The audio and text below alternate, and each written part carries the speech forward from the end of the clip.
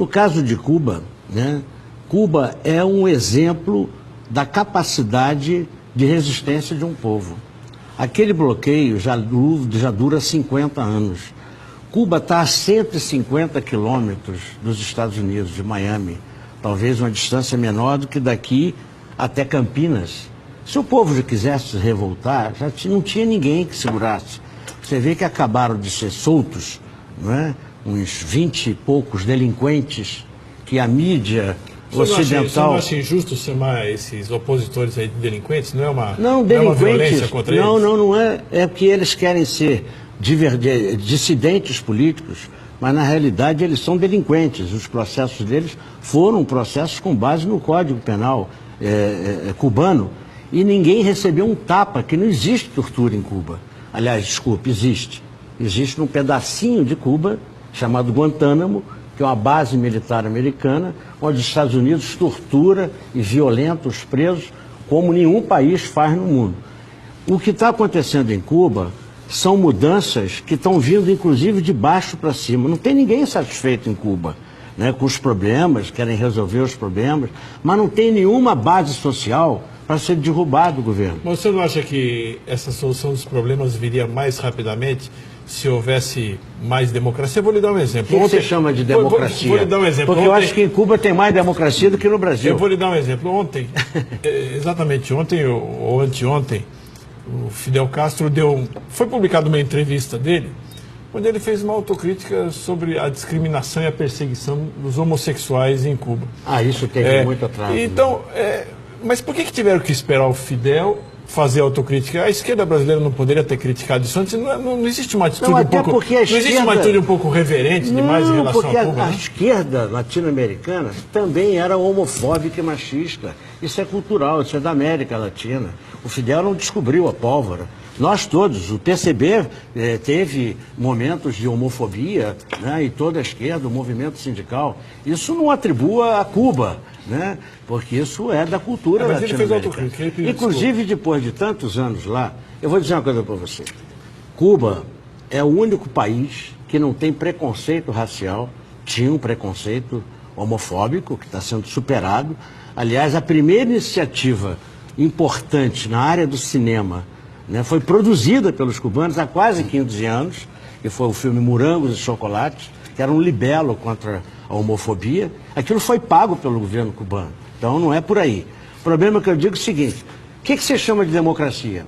É eu poder votar hoje e daqui a 4 anos votar de novo? O que você chama de democracia? É a mídia ter, escolher... por exemplo, algumas escolhas diferentes, poder escolher entre o partido A e o partido B. Isso não, no máximo entre o A e o B, você tem razão. Mas não pode passar do C. Né? Aqui você pode escolher... Porque o que acontece nessa democracia brasileira? Uma manipulação. 2 anos antes das eleições, nós já sabíamos quem ia para a final desse campeonato, né? Que é uma falsa polarização. Que, infelizmente, para nós, que somos comunistas, a diferença entre o PT e o PSDB é cada vez menor.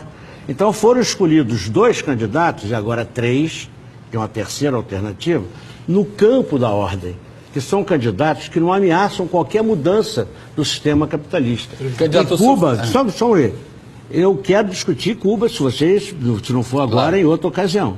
Mas em Cuba a democracia é muito melhor do que na do Brasil.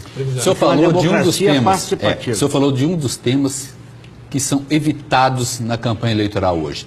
Nem a candidata Dilma Rousseff, nem o candidato José Serra, muito menos Marina Silva, pouca gente gosta de falar de Cuba e das Farc. Claro. Sobre Cuba o senhor falou. E sobre as Farc, qual a posição? Olha que bom que você perguntou isso. Primeiro, para dizer o seguinte, não é só sobre esses assuntos que eles não falam. Eles não falam sobre assuntos que dividem, que perdem voto. Dificilmente eles falarão sobre aborto, sobre discriminação da maconha, sobre casamento. Eu lembro das Farc que você falou de Cuba. E até porque eles são... o assunto está em pauta, né? Eles são monitorados por marqueteiros e eles dizem o que dá voto. Eles não vão entrar em bola dividida. E nós não fazemos nenhuma concessão ao voto. Nós estamos fazendo uma campanha, para ser franco aqui, muito mais política do que eleitoral. Questão das Farc, por exemplo.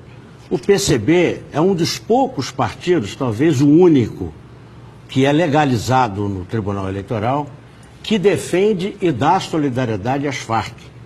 Eu, para além de ser o candidato a presidente do Brasil, né, que sou candidato até 3 de outubro, né, o que eu sou é o secretário-geral do Partido Comunista Brasileiro.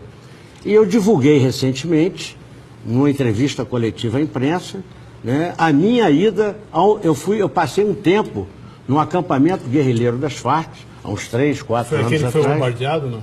Não, aquele estava no Equador.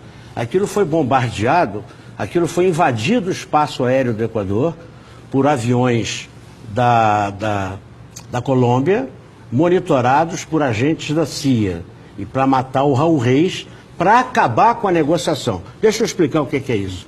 Quando o PCB vai às Farc... Só para dizer que nós estamos chegando aqui praticamente... Não, mas é importante, senão fica parecendo que nós estamos propondo a luta armada no Brasil. E não é isso. Não, mas o senhor vai ter tempo para explicar isso, por favor. Ah, é? Posso então vou lá explicar? Por favor. Deixa eu explicar o que é. Veja só, quando a gente vai e dá solidariedade às Farc, nós estamos querendo dar solidariedade a um processo de diálogo de paz na Colômbia que resulte numa solução não militar. Não existe solução militar na Colômbia. Então, o que acontece? Nós, quando damos solidariedade, nós não estamos sinalizando para o povo brasileiro que queremos transpor mecanicamente aquela forma de luta para cá. Não tem nada a ver, né? É incompatível com a realidade brasileira. Mas e o narcotráfico e os sequestros? Não como tem, é que fica? Isso aí não existe. Não existe. Você sabe quem é o grande narcotraficante, inclusive fichado pelo FBI? Álvaro Uribe. Né? Não tem tráfico de drogas nas Farc. E a outra questão é o seguinte, quero deixar claro o que está acontecendo. Os Estados Unidos e a oligarquia colombiana, para essas duas, não interessa uma paz na Colômbia, porque eles vivem desse conflito. Agora, vocês entram na internet, na nossa página do partido, e em outras páginas também do mundo, estão aí as Farc, há meses, chamando a atenção do novo governo para a necessidade de pôr fim a esse conflito militar, né? Inclusive chamando a Unasur. Aliás, o presidente colombiano novo está aqui no Brasil, talvez negocie isso. Porque não interessa porque querem transformar a Colômbia numa grande base militar americana e hoje os Estados Unidos está fazendo da Colômbia o que Israel representa para o Oriente Médio. E o pretexto são as Farc. Então as Farc não podem nem se desmobilizar. Não sei se vocês sabem, nos anos 90 houve um grupo de países, um grupo de contadora, que conseguiu que a maioria esmagadora das guerrilhas na América Central e na América do Sul se transformassem em partidos políticos. Em El Salvador é dirigido por uma antiga guerrilha, Nicarágua também. Mas as Farc, como é que foi? Você sabe como é que foi? Elas se legalizaram e tiveram muitas pessoas ali que foram mortas dentro do processo político. Praticamente milhares. Todos mesmo. A União Patriótica foi assassinado 4 mil militantes. As Farc não podem nem se desmilitarizar. Por isso é que nós defendemos o status, né, de organização política beligerante para que ela tenha status de participar da negociação de